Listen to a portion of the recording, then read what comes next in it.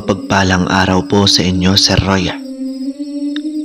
Ako po si Ramil, tubong kapis. Gusto ko pong ibahagi sa inyo ang isang karanasan namin noong taong 2001 na hanggang ngayon ay dala-dala ko pa rin sa aking isipan. Sa baryo namin, karaniwan na ang kwentong aswang. Pero may isang bagay na palaging ipinapayo sa amin ng aking lola, na kapag dumilim na, ay maganda na ng kalamansi. Noon, akala ko simpleng pamahiin lang yon, pangtaboy ng malas, o baka naman panakot lang sa mga bata. Hanggang isang gabi ng Hunyo, kasagsagan ng tug-ulan, nasa kubo kami ni nanay habang malakas ang hangin. Tahimik ang paligid pero ramdam ang kakaibang lamig ng simoy. Biglang kumalabog ang bubong namin.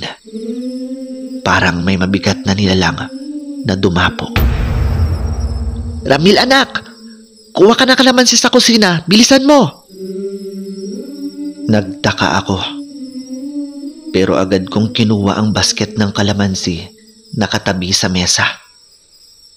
Nang bumalik ako, biglang umalingaw-ngaw ang iyak ng bata sa labas.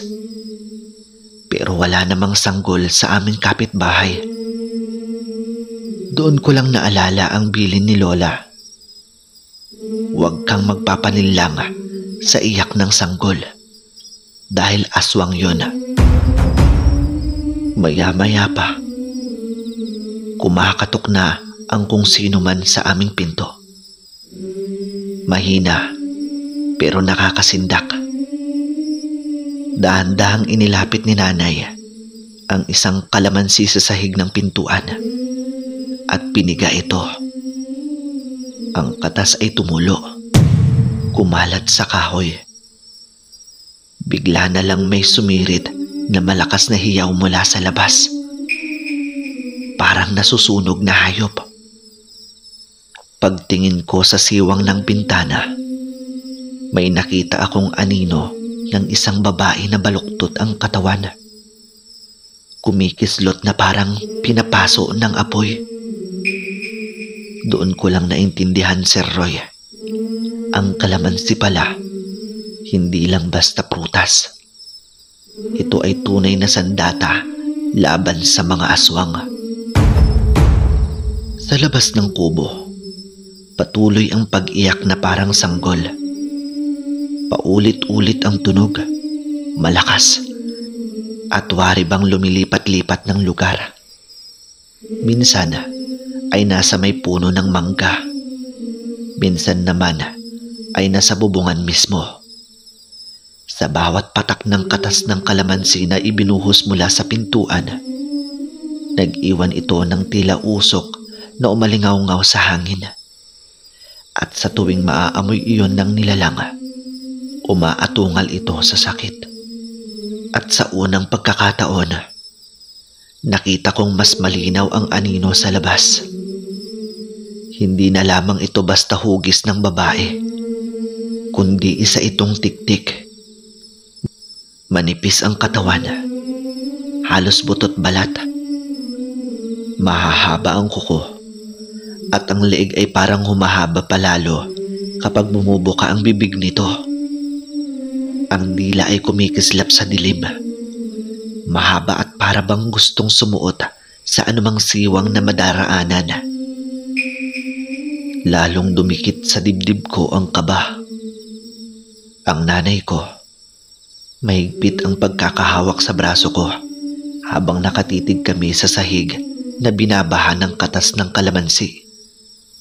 Ang mga patak na iyon ang nagsisilbing hadlang para hindi makapasok ang tiktik. Sa bawat subok nitong sumunggab, tila ba may humahabol na apoy sa balat niya, dahilan para umurong ito at muling magtago sa dilim. Sa mga sumunod na oras, ramdam kong hindi siya umaalis. Nandoon lamang siya, paikot-ikot sa paligid ng kubo.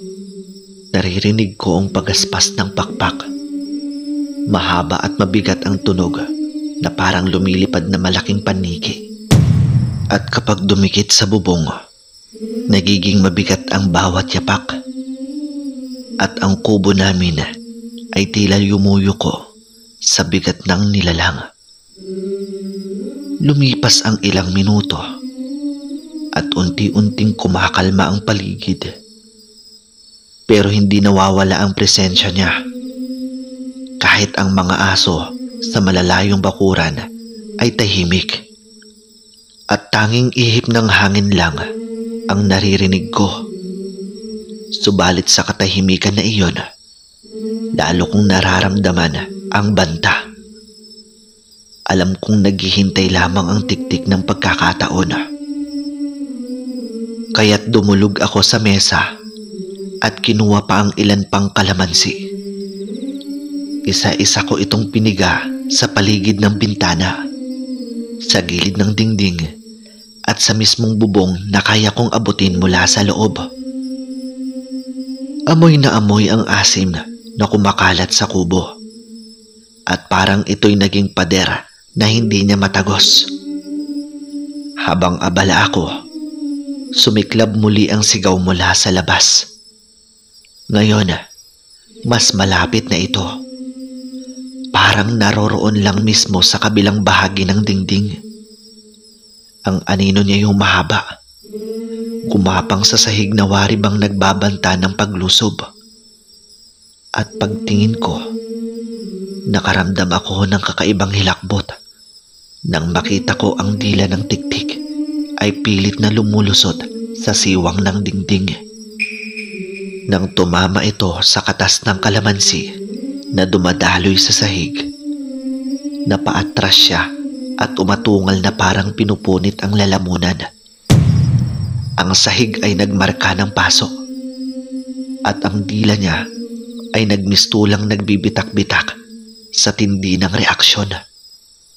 Sa pagkakataong iyon, doon ko lubos na napatunayan kung gaano kahalaga ang kalamansi. Hindi lang ito basta panlaban. Ito ang pinakamatinding kahinaan ng tiktik. Ang bawat patak ng asim ay parang kamandag na sumusunog sa kanyang laman. Subalit hindi doon natapos. Dahil alam niyang hindi siya makakapasok sa kubo, nagsimula siyang gumamit ng panlinlang. Maya-maya, muli kong narinig ang tinig ng sanggol.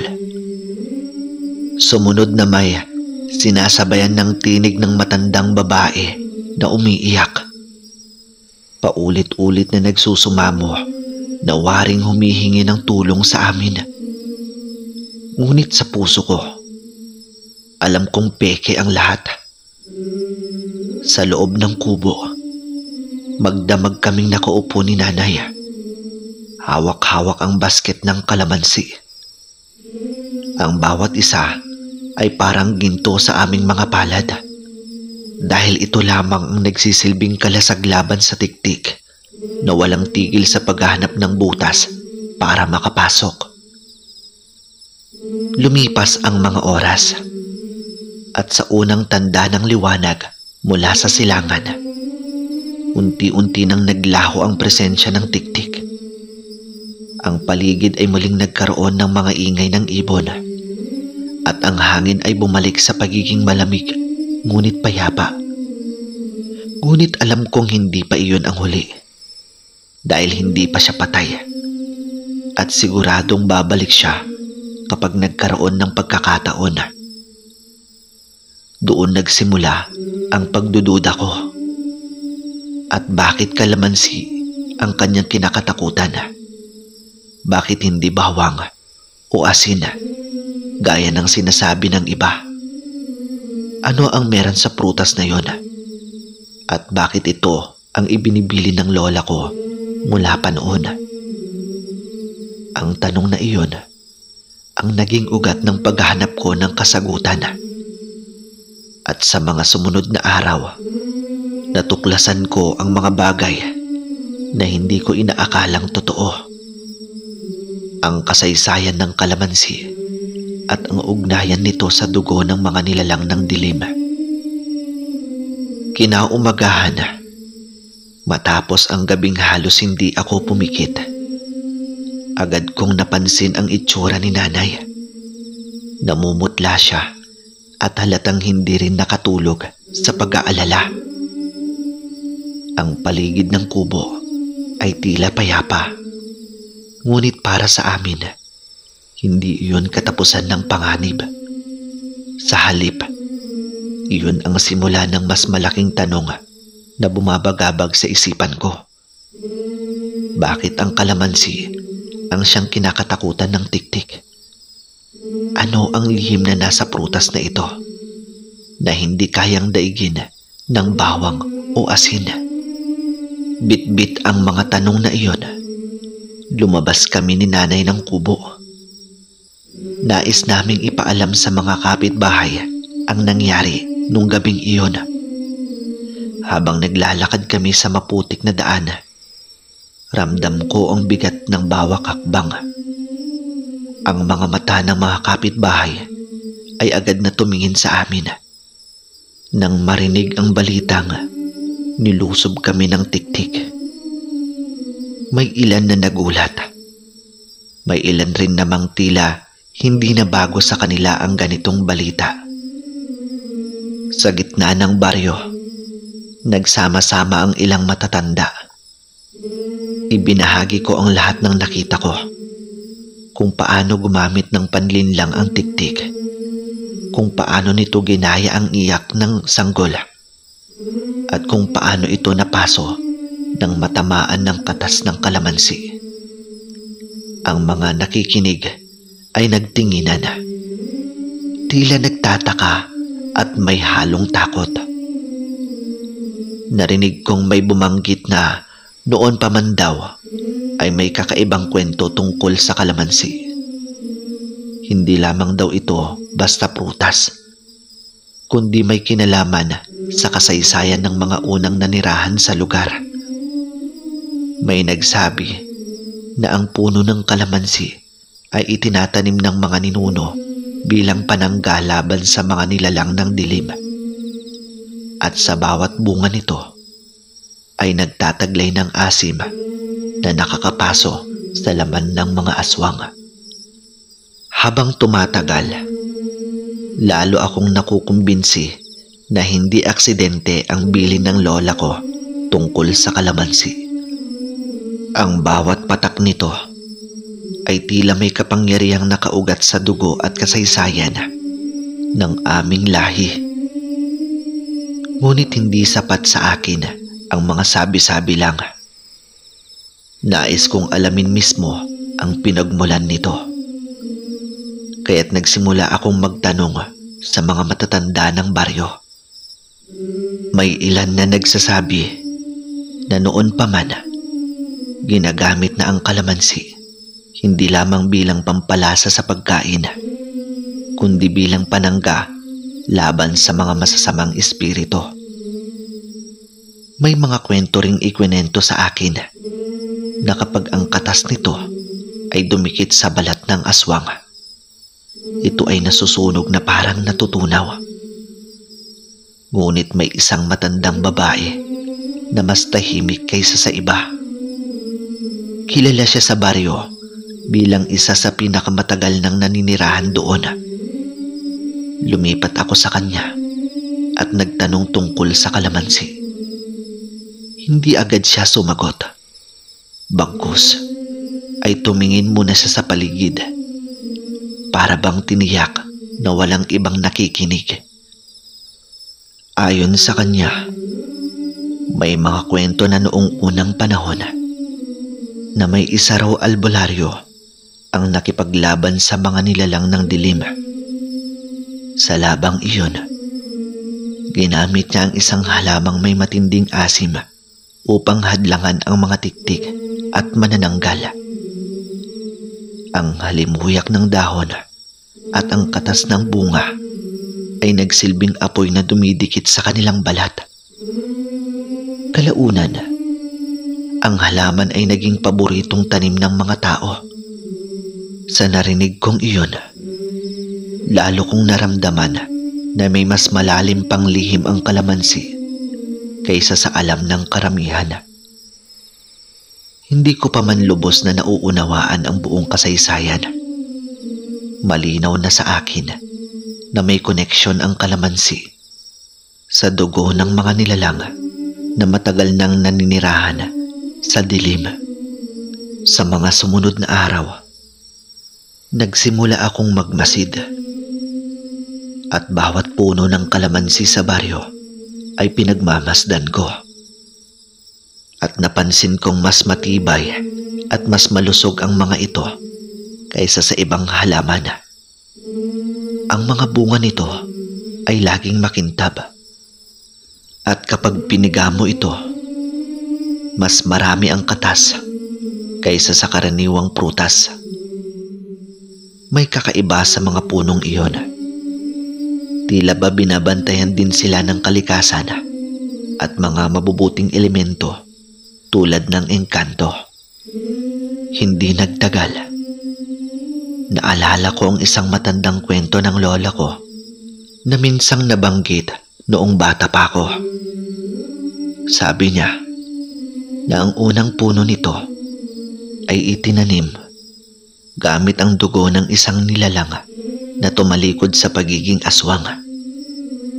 Iyon daw ang dahilan kung bakit ang katas nito ay nakakasunog sa laman ng mga aswang.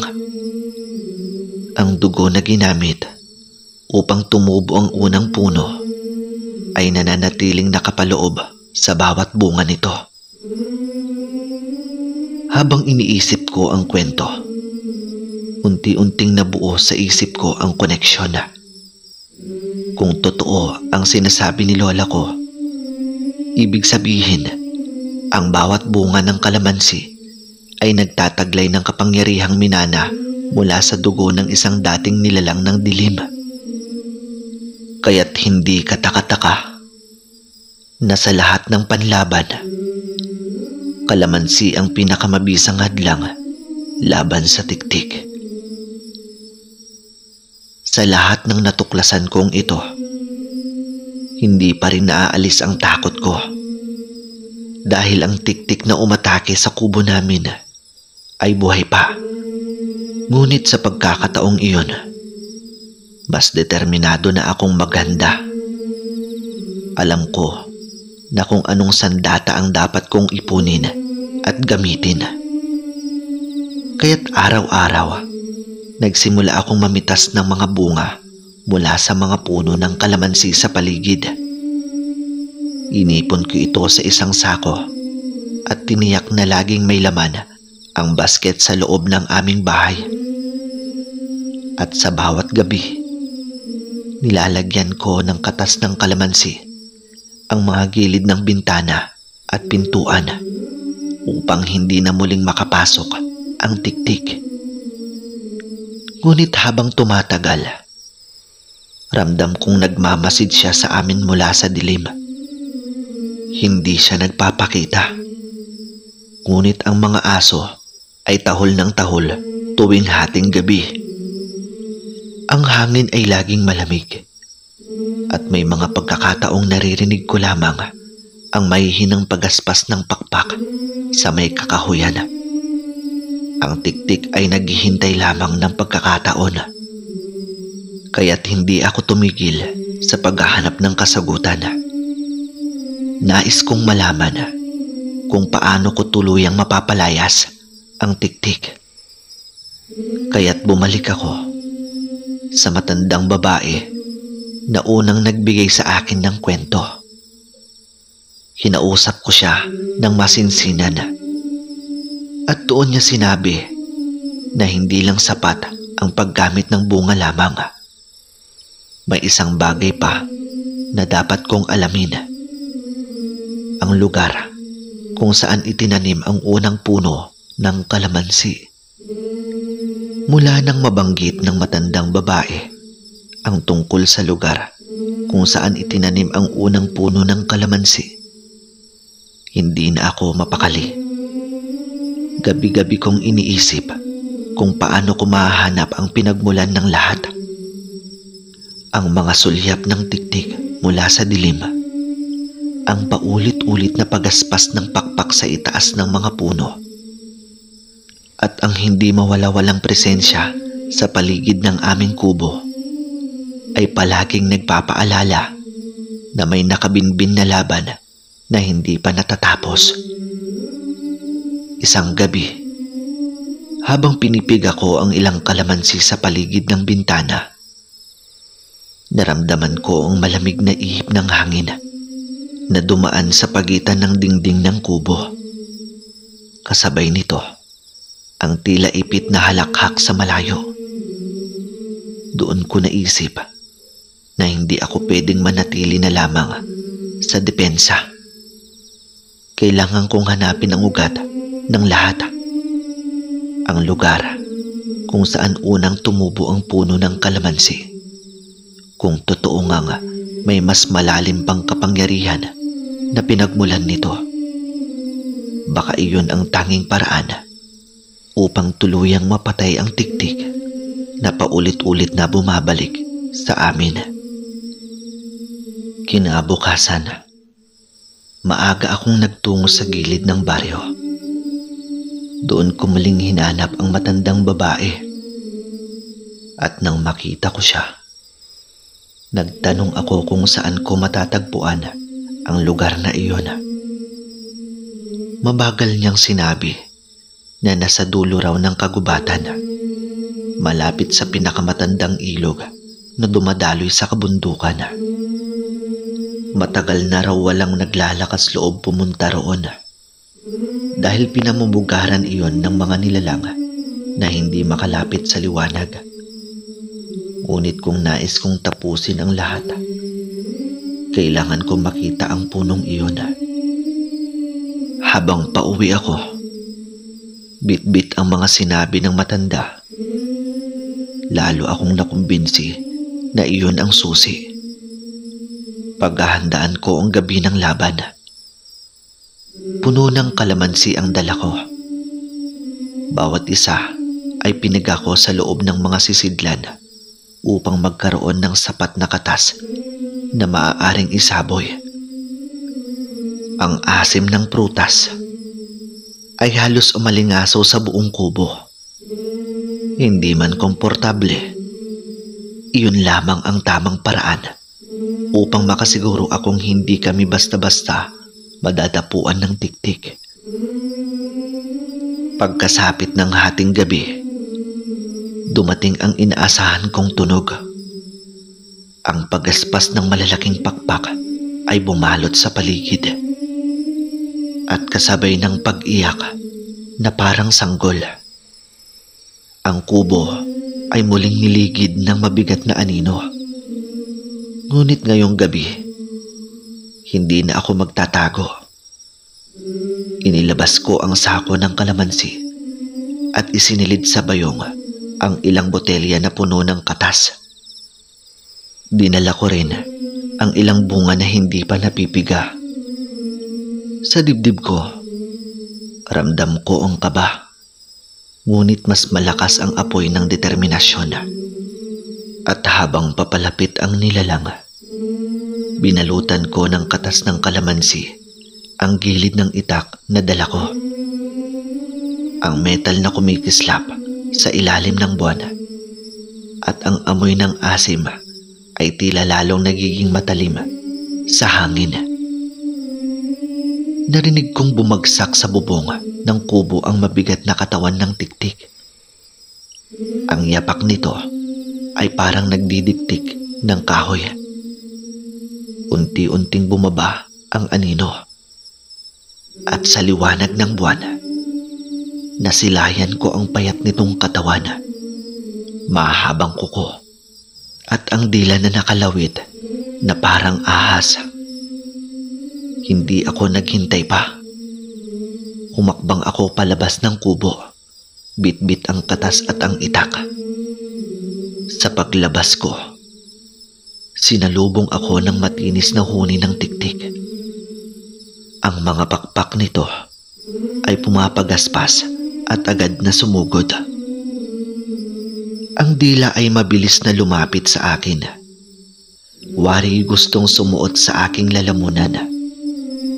Ngunit bago pa ito makalapit, isinaboy ko ang katas ng kalamansi sa hangin.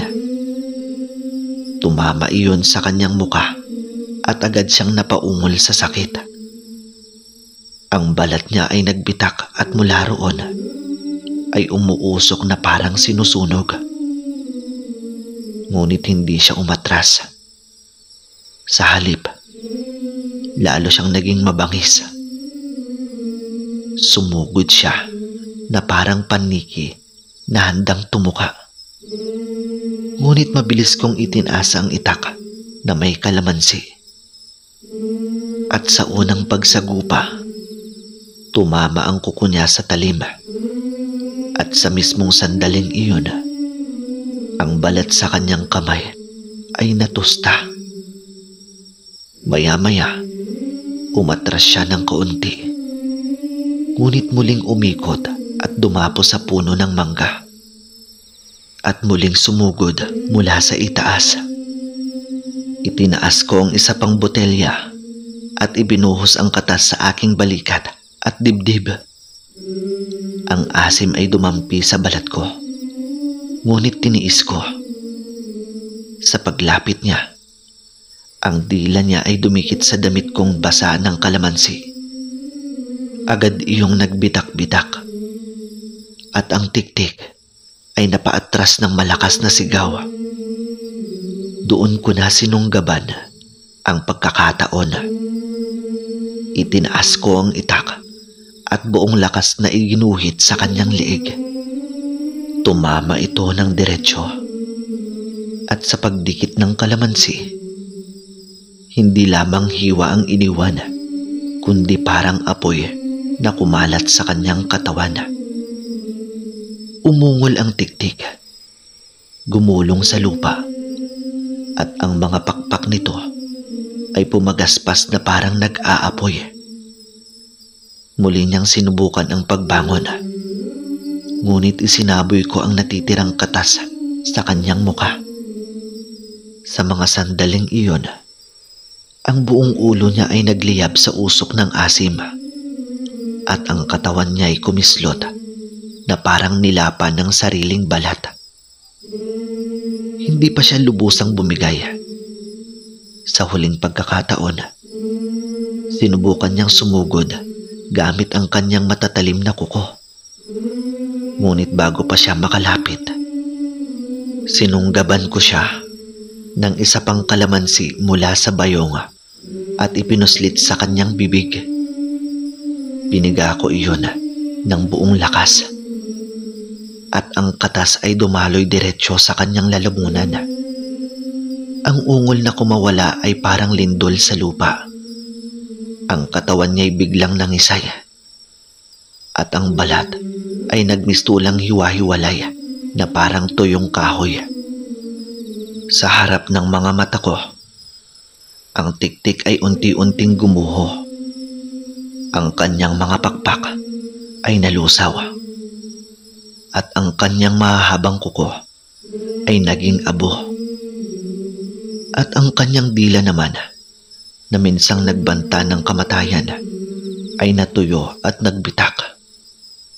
Sa huling sandali, ang kanyang mga mata ay kumislap na pula bago tuluyang nawala ang liwanag. Ang natira na lamang sa lupa ay abo na tinangay ng hangin. Huminto ang paligid. Ang mga aso na kanina'y tahol ng tahol ay natahimik. Ang hangin ay bumalik sa pagiging payapa. At sa gitna ng dilim ng gabi, naramdaman ko ang katahimikan na matagal ko nang hinintay. Ang tiktik na minsang nagdala ng bangungot sa aming kubo ay tuluyan nang nawala. Bumalik ako sa kubo. Dala ang itak na puno ng katas ng kalamansi. Si nanay ay nakatingin sa akin. Halatang nanginginig, ngunit may bakas ng ginhawa sa kanyang muka. Sa wakas, natapos na ang mga gabing binalot ng takot. Natapos din ang banta. Ang kalamansi ang nagsilbing pinakamakapangyarihang sandata laban sa nilalang ng dilim. At sa kasaysayan ng aming baryo, hindi na ito basta prutas. Ito ay naging simbolo ng kaligtasan at pag-asa. Mga kaibigan, ang kwento ay paalala na kahit gaano pa man kadilim ang ating kapaligiran, laging may simpleng bagay sa paligid na maaaring maging sandata laban sa kasamaan. Tulad ng kalamansi na maliit at karaniwan lang nating nakikita, maaari pala itong magsilbing proteksyon kapag tama ang paggamit. Sa buhay natin, huwag nating maliitin ang mga maliliit na bagay. Dahil kung minsan, sila ang nagdadala ng pinakamalaking kaligtasan. Tandaan natin, ang tunay na lakas ay hindi lang nakasalalay sa armas o anting-anting, kundi sa ating tapang, pananampalataya, at karunungan kung paano gamitin ang mga biyayang ibinigay sa atin. Maraming salamat po, Sir Roy, sa pagbibigay ng boses sa kwentong ito. Muli, maraming salamat po at naibahagi ko ang kwento ko sa inyo at sa lahat ng tagapakinig.